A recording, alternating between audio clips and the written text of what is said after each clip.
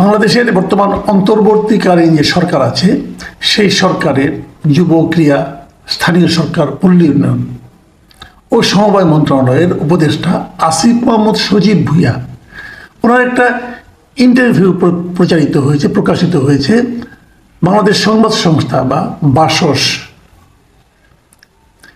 এরা ইন্টারভিউটা করেছে। এখন এই ইন্টারভিউটা আমার কাছে খুবই গুরুত্বপূর্ণ মনে হয়েছে। বাসস ইন্টারভিউটার যেটা ছাপা হয়েছে সেখানে তারা শিরোনাম করেছে যে আওয়ামী লীগকে নিষিদ্ধ করার ব্যাপারে সরকার শিগগিরই পদক্ষেপ নেবে। এখানে আসিফ মাহমুদ কিভাবে তারা পদক্ষেপ নেবে এবং আওয়ামী লীগকে নিষিদ্ধ করার ব্যাপারে সমস্ত রাজনৈতিক দলগুলো ঐক্যবদ্ধ হয়েছে এই ধরনের কথা বলেছেন। তো ঠিক আছে, এটা নিয়ে আমার কোনো বক্তব্য নাই। যদি তারা আওয়ামী লীগকে নিষিদ্ধ করেন, যখন করবেন তখন দেখা যাবে তারা কি করে, কি প্রতিক্রিয়া হয়, তখন দেখবো। ওটা নিয়ে আমি আসলে এই আলোচনাগুলো আজকে ওটা নিয়ে আমি করবো না।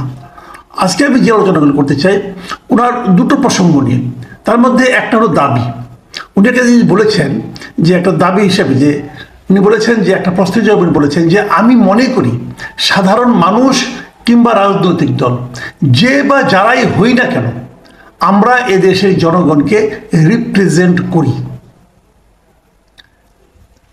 এই হলো তার বক্তব্য, যে আমরা যেই হই না কেন, আমরা রাজনৈতিক দল বা সাধারণ মানুষ হই, ওনারা মানে এই অন্তর্বর্তীকালীন সরকার যেটা, তারা নাকি দেশের জনগণকে রিপ্রেজেন্ট করেন। তো এই দাবিটা কিন্তু একটা বড় দাবি। দেশের জনগণ কিন্তু 18 কোটি জনগণ, পুরো জনগণকে ওনারা রিপ্রেজেন্ট করেন, এটা আমি কি করে বুঝবো? ওনাদের প্রত্যেকটা কর্মকাণ্ড কি জনগণ মেনে নিচ্ছেন?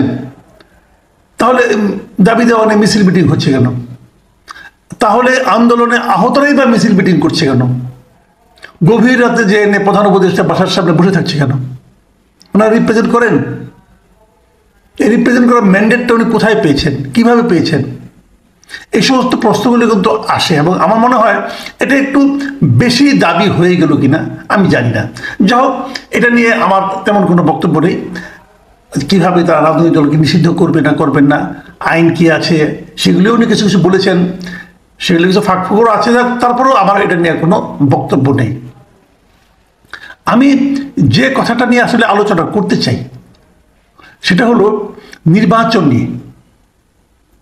যে সাংবাদিক ওনার ইন্টারভিউটা নিয়েছেন তিনি জিজ্ঞাসা করেছেন যে সরকার চায় সংস্কার, রাজনৈতিক দলগুলো চায় নির্বাচন, এক্ষেত্রে বিষয় দুটি সাংঘর্ষিক হয়ে যাচ্ছে কিনা, এই ছিল প্রশ্ন।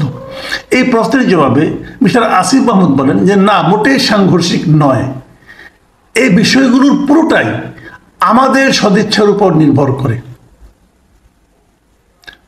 ওনার বক্তব্য যে সরকারের যে সংস্কার এবং রাজনৈতিক দলগুলোর যে নির্বাচনের আকাঙ্ক্ষা, নির্বাচন দ্রুত দেওয়ার জন্য যে দাবি, তার মধ্যে উনি কোনো সংঘর্ষ দেখছেন না।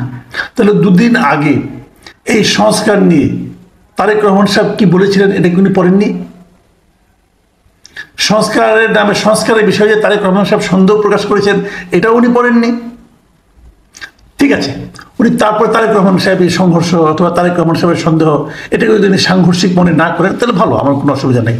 উনি বলছেন পুরোটাই আমাদের সদিচ্ছার উপর নির্ভর করে। আমাদের মানে কাদের? উপদেষ্টাদের, মানে সরকারের, নাকি পুরো রাজনৈতিক দল এবং সরকারের? এই জিনিসটা ক্লিয়ার করলে ভালো হতো। ওই উপদেষ্টাদের সদিচ্ছার উপর হয় তাহলে এর সঙ্গে আমি একমত না। তাহলে বলবো যে এতটা আপনার মানে আপনাদের যদি এটা যদি আপনার দাবি করেন এটা একটু এক পেশে দাবি হয়ে যাবে। আর যদি বলেন না, উপদেষ্টা এবং সরকারের এবং আপনার সেই সঙ্গে বিরোধী দলের সকলের সদিচ্ছা, তাহলে ঠিক আছে।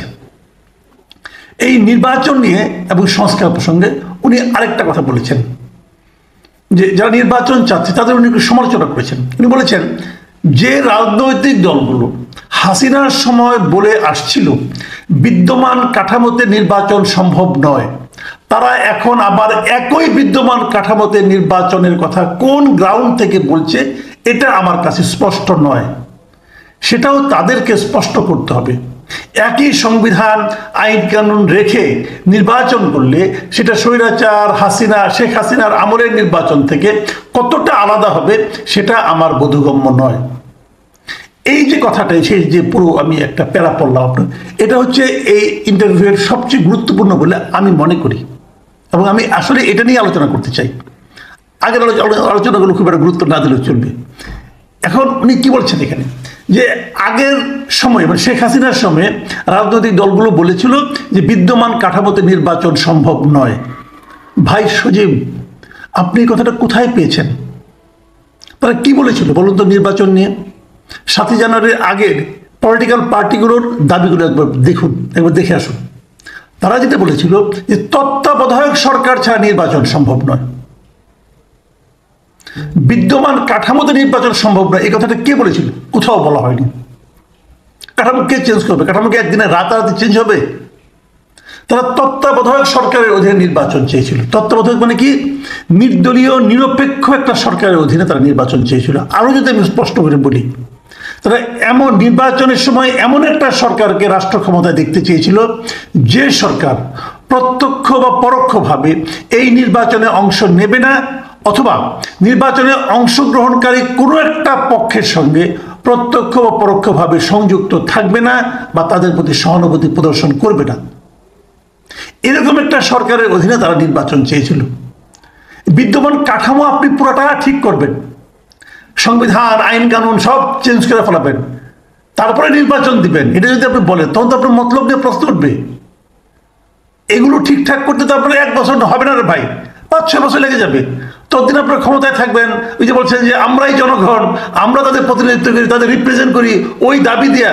এটা হয় না, এত সহজ না। আপনার যুক্তি সবাই মানবে না। আপনি যে রিপোর্টারকে ইন্টারভিউ দিয়েছেন সে হয়তো কাউন্টার কোশ্চেন আপনাকে করতে পারে নাই, তার মানে সবাই কাউন্টার কোশ্চেনটা করবে না তা কিন্তু নয়।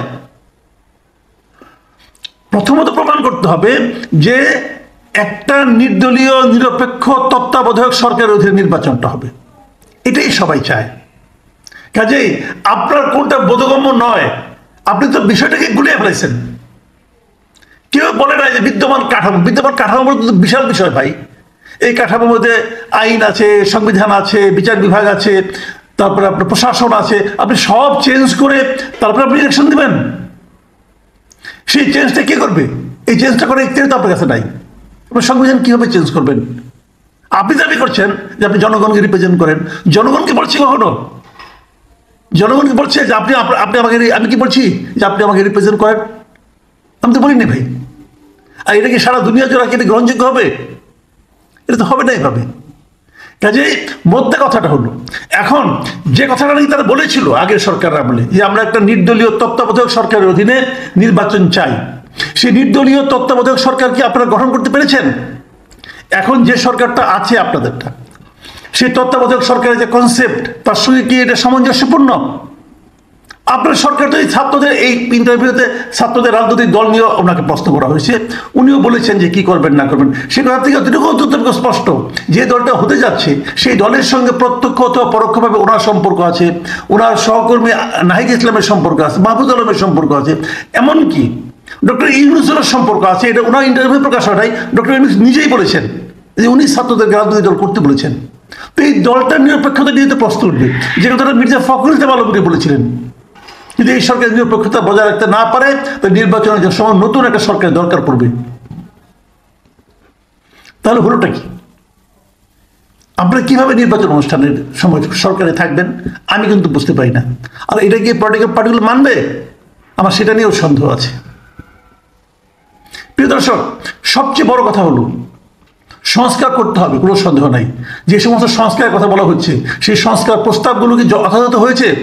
সংস্কার প্রস্তাবগুলো যারা তৈরি করেছে তাদের কোয়ালিটি, তাদেরকে আপনাদের মার্ক ছিল, তাদের যোগ্যতাকে আপনাদের মার্ক ছিল, এগুলো নিয়ে তো প্রশ্ন উঠেছে।